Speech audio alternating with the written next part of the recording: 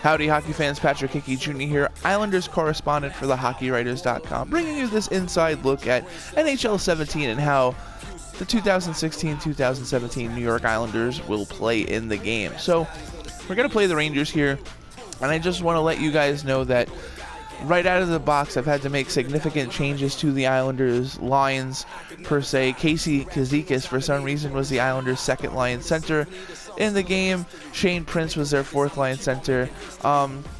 It was a little wacky. Obviously, Steven Gianta wasn't signed to his professional tryout, so he's scratched now on the roster. I called up Scott Mayfield, Alan Quine, just to kind of even out the roster a little bit. The ratings are a little interesting. They're very similar to last year. I think the only player that went up was Tavares on the Islanders. Pretty much everyone else either stayed the same or went down. Travis Hamonic went from an 87 to an 88. So the Islanders defense is well respected here. But Thomas Greiss is only an 83 in the game. Not necessarily sure that I agree with that. And Yaroslav Halak is an 85. Islanders goaltending is pretty low.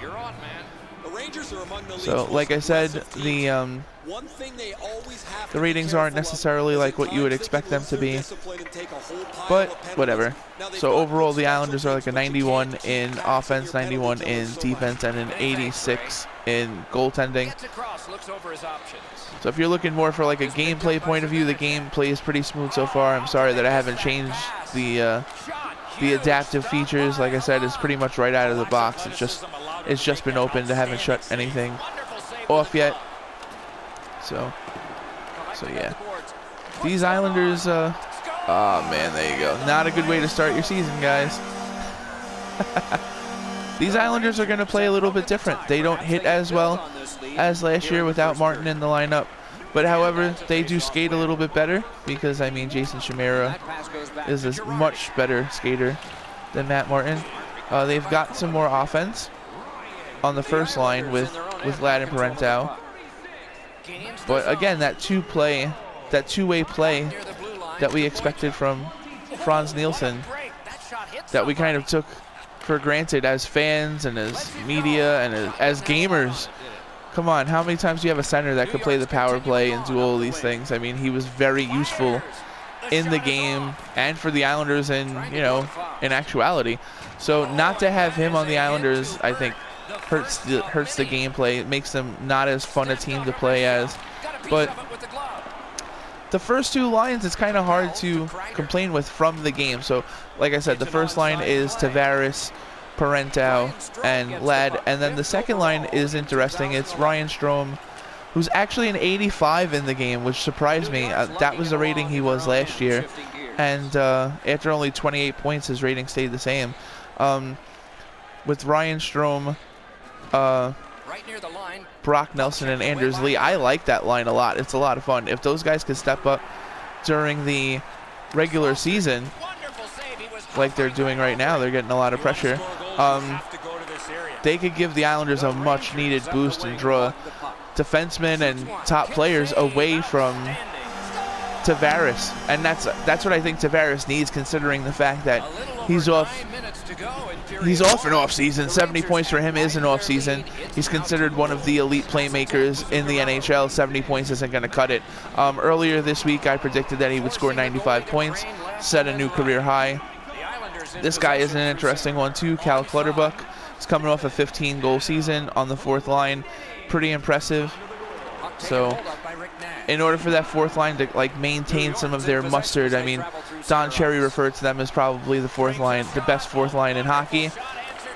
So Jason Chimera is going to be in a different situation this offseason because he's going to have to produce. And at the same time, too, he's probably going to have to hit more than he does now. So Casey Kazikis is coming off a 28-point season. Scary that he had the same amount of points as Ryan Strome, but he's going to have to step up too. And I don't think it's necessarily about points, because I think if he puts up the same amount of points, I think Islanders brass and fans will be very, very happy. So it's just about him continuing to be that responsible player that the Islanders have counted on over the last couple of seasons. I'm noticing the goalies are moving a little bit nicer. The animations from transition, you see how like Halak was following the puck. He's given up 2 like crappy goals, but that was my fault so far.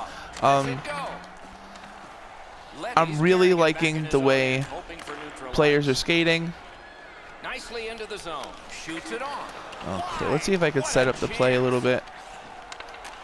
Stays on side to the middle. Okay. Goes to the backhand. Nice. There you go. See, passing the puck a little bit. So the game plays well. The animations are solid. Like I said, the Islanders require a little bit of tweaking when you first get them. I love the facial expression from PA right there. He just scored a goal, made a little like sniff face. Nice backhand in the slot. That's not the prettiest goal in terms of NHL 17, but that's something you could definitely see happen in real life, considering like I was passing the puck effectively in the offensive zone. So overall, Islanders are pretty interesting to play with. We won't even discuss the third line. I have Grabowski on the third line. We don't even know what's going to happen there yet. But overall, they're fun to play with. The game, the animations are solid. The skating feels good. That's the best way to say it. I mean, here we go. Let's see if we can pass a little bit.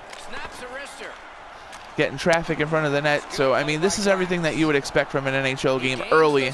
I mean, I'm going to have to play 30 or 40 games to be able to, like, accurately give you guys a real rundown of it. But so far, just from setting up the Islanders, it's what you would expect from an NHL game. And the Islanders are solid, but like I said, just like in real life, tons of question marks.